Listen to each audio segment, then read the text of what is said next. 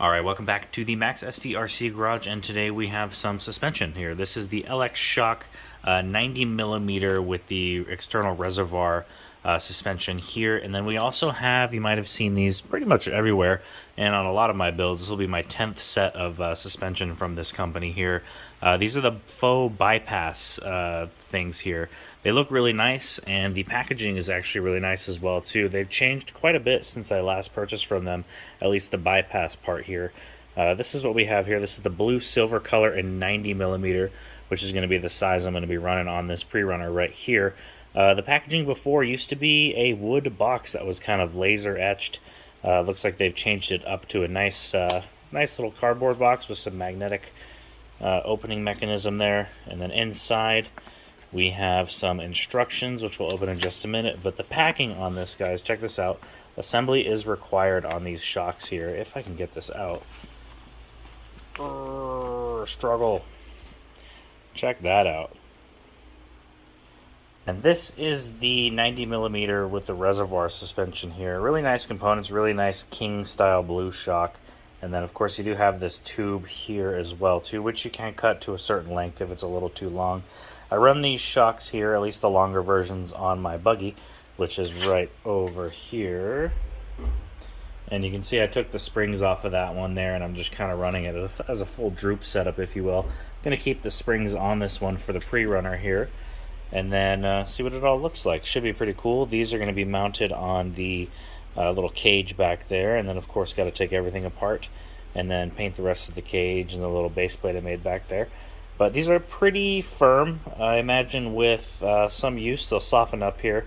They're probably going to be a little too stiff for the pre-runner as far as how the compression goes, because the shocks on it right now are super soft.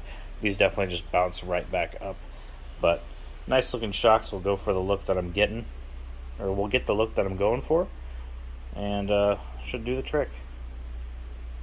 So here is the shocks on the truck assembled here. A little hiccup with this particular shock here. So the ones that are coming on the springs here, this part right here, you can't change the ball down here, and it's actually a little bit too wide to fit into this part right here. So to combat that, since I have, these are going to be on the front, and then there's going to be the ones in the back, I swapped the from here, this piece right down here, the rod end, with that rod end here to make it fit, since you can't change the pivot balls in there.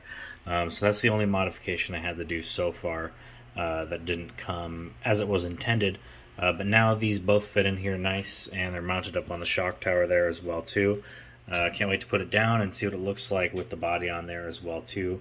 Tonight I think I'm going to be taking this piece off here and painting this, and then sanding the super glue job down here, and then adding some paint on there as well too. But so overall, it looks very pretty, and it's going to look pretty fantastic on the truck, especially with these mounted and where I want to put them, with the King sticker on there, and then these mounted probably like right there, something like that. You'll be able to see it poking out from the bed. It's going to look pretty good. Let's keep going.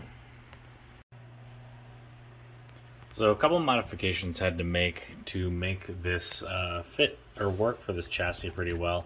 The dual rate springs were a little too firm, and there's really not enough travel to really require a dual rate spring. So luckily from the buggy that I have here, I was able to take the longer springs that came with these LX shocks and put them on this one here. So this is no longer just kind of a bolt-on, good-to-go thing. I did have to use some other parts from other LX shocks to kind of get it how I want. So it's nice and soft now, and still has the same amount of travel that it should.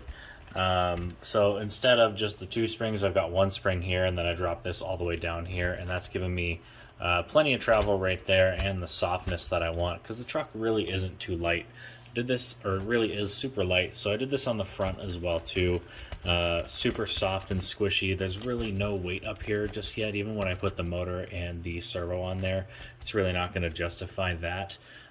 So this is what it looks like now with the suspension on there. And let me put the body on real quick so you guys can get a preview of that. Alright, body on. You can see the suspension peeking like that. I might swap the bypasses and the shocks around. Maybe. We'll see. And then here's the back side looking super legit. And then they just kind of come up through the bed there. Gonna paint this probably tomorrow now. It is almost midnight here. And then call it a day. But it looks good. Making progress there. And then still need to trim the body as well too. Just kind of did a rough cut still. But every day, looking cooler and cooler. Thanks for watching, guys.